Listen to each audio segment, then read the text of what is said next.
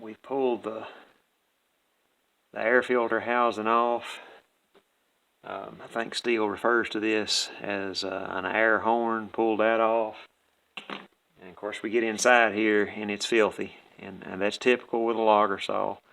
So at this point I set the choke and I will hold the carburetor against the intake like that, and we're going to take compressed air and blow that out as clean as possible.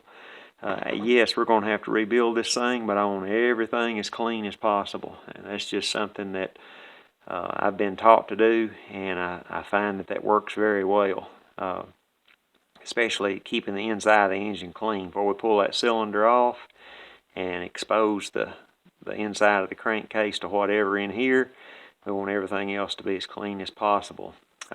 Tools of the trade. This is a Stihl branded T27 spark plug wrench, I guess you'd call it, on the end.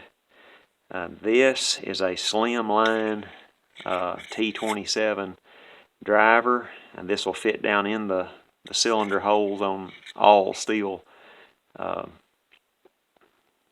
cylinders. And then when you don't have to have that, or you're using the impact, I use one of these, a T27 1/4-inch drive.